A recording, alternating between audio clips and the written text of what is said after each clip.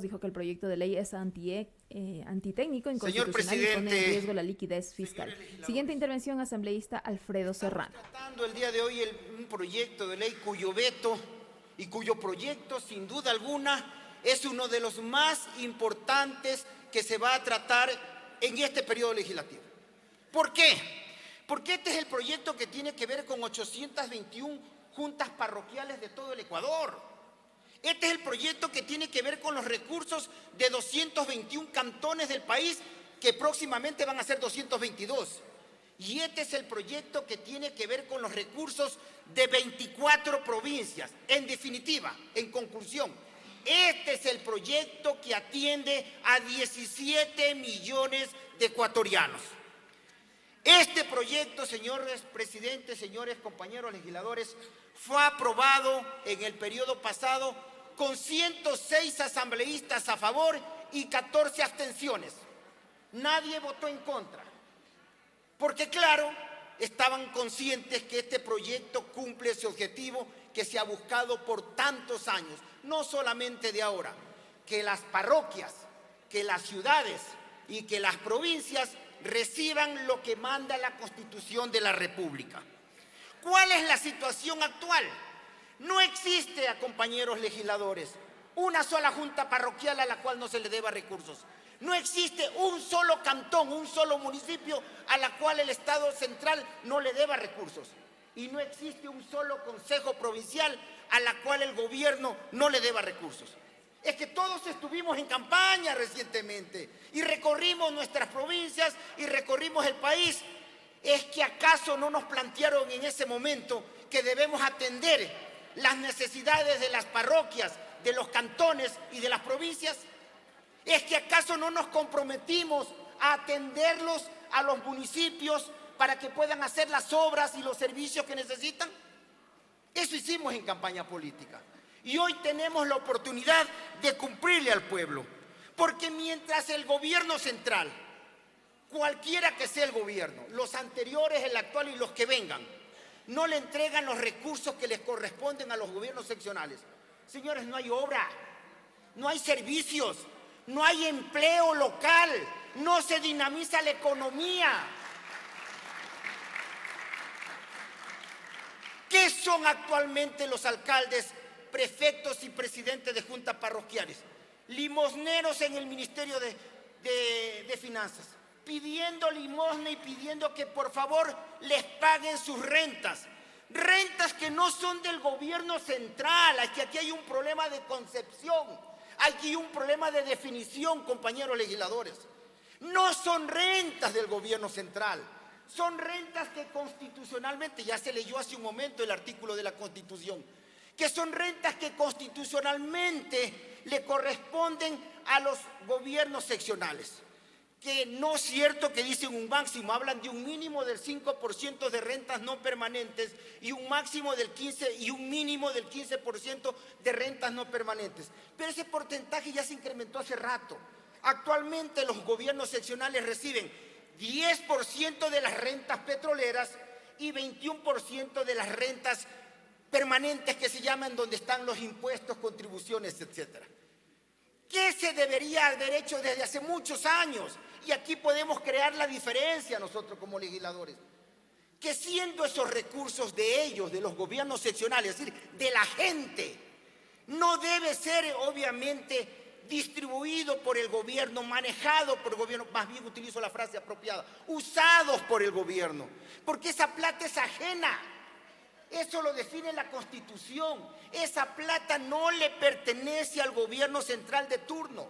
Esa plata le pertenece a los gobiernos seccionales y no se las debe tocar. Pero ¿qué han hecho los gobiernos toda la vida? Utilizar esa plata para cumplir los compromisos del gobierno. Y de esa forma, compañeros legisladores, la crisis financiera de los gobiernos, que la tienen todos los gobiernos, contamina también a los gobiernos seccionales. Porque si el gobierno central no le entrega los recursos a las juntas parroquiales, a los municipios y a las prefecturas, por ende también termina llevándole las crisis a estas localidades, a las ciudades, de las cuales ustedes las representan, pues. Ustedes representan esas localidades y ustedes saben, aquí hay personas que han sido alcaldes, que han sido prefectos y que han sido concejales y han sido presidentes de juntas parroquiales y saben que estamos hablando la verdad. Por tanto, el artículo 271 de la Constitución, ¿qué se hizo en el año 2021 cuando presentamos este proyecto de ley, señor presidente, señores legisladores?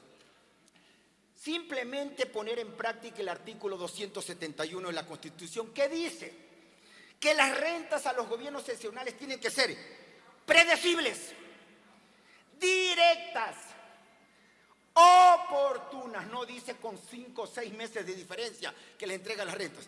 Y aquí viene la frase mágica, compañeros legisladores. Aquí viene la palabra mágica: automáticas.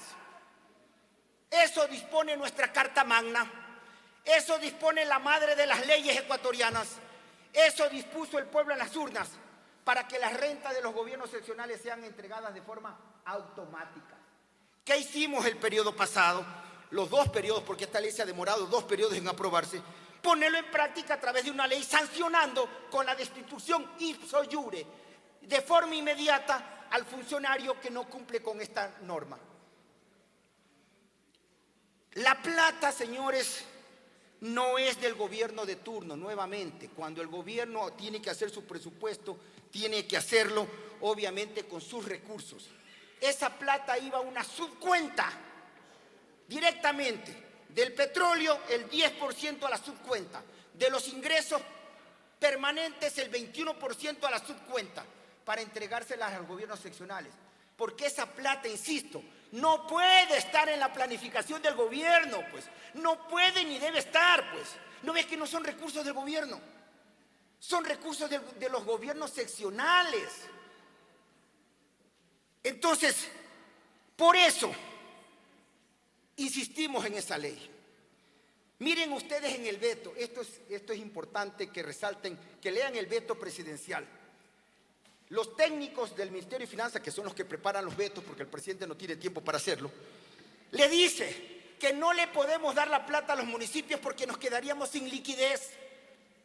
¿Por qué? ¿Por qué la plata de los municipios, de los consejos provinciales y de las juntas parroquiales que representan al pueblo tienen que servir para cubrir la liquidez del gobierno de turno?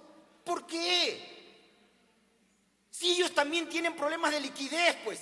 La gran diferencia es que cuando los gobiernos seccionales no tienen recursos, no hay obra, no hay servicios y no hay dinero para dinamizar la economía de esa parroquia, de ese cantón y de esa ciudad. ¿Qué más dice el gobierno en el veto? Que si tuviera que cumplir con los gobiernos seccionales, tuviera que adquirir deuda. Pero es que si se consumió, el gobierno utilizó los gobiernos de los gobiernos seccionales, ellos verán cómo lo pagan, pues, el gobierno me refiero. No debieron utilizar los recursos de los gobiernos seccionales. Esos recursos son sagrados, esos recursos le pertenecen a la gente, no al presidente de la junta parroquial, no al alcalde ni al prefecto, le pertenecen a la gente. Pero los gobiernos de turno, todos, sin excepción, siempre los han utilizado para resolver sus problemas, causándole los problemas a las ciudades, a las parroquias y a las provincias. Y el otro causal del veto que pone el presidente dice, es que si le damos esta plata a los municipios, podrían presentarse emergencias, dice, y no tendríamos cómo cubrirlas. Y yo les pregunto a ustedes, ¿qué es la ventaja de hablar aquí en este seno? Que todos vienen de provincias y saben que en sus provincias se presentan emergencias, se presentan derrumbes, se presentan incendios y los tienen que cubrir los municipios y no tienen la plata para hacerlo. Y el gobierno nos dice en el veto, los técnicos que desarrollaron el veto, que esa plata no la pueden dar a los municipios porque ellos van a atender, se pueden presentar emergencias. Vean ustedes el claro reconocimiento de un gobierno, que son de todos, por cierto, no quiero especificar en de que los están utilizando los recursos que no son de ellos. Primero partamos de esa definición. Esos recursos no le pertenecen al gobierno, porque la Constitución de la República dispuso que esos recursos le pertenecen a los gobiernos seccionales.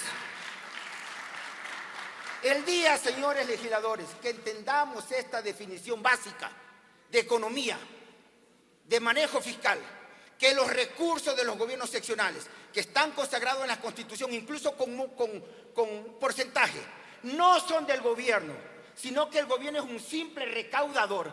En ese día vamos a entender que el gobierno no es que le está haciendo un favor a los gobiernos seccionales, el gobierno de turno, el que sea. Simplemente lo que han hecho los gobiernos de turno, incluido esto, es utilizar esa plata de los gobiernos seccionales, los ponen aprieto a los gobiernos seccionales y les deja sin cumplir la la obra y los servicios que se necesitan. Aquí va a haber, sin duda alguna, muchos candidatos a alcaldes, a prefectos y a juntas parroquiales, que cuando ya estén en sus puestos se van a escuchar de este discurso del día de hoy. Cuando vean que 3, 4, hasta 5 y hasta 6 meses no les han entregado las rentas y no tienen ni siquiera para pagar los recursos de la nómina de los empleados de los gobiernos seccionales. Asambleísta, lleva 11 minutos, su tiempo terminado. Con esto, señor presidente. Tiene 15 segundos para terminar. Muy amable de su parte. Presenté una moción en la cual propongo que la Asamblea Nacional, en homenaje a los 17 millones de ecuatorianos que se benefician con esta ley, con la obra, con los servicios y con la generación de empleo, insistamos en el proyecto de ley. Muchas gracias, señor presidente.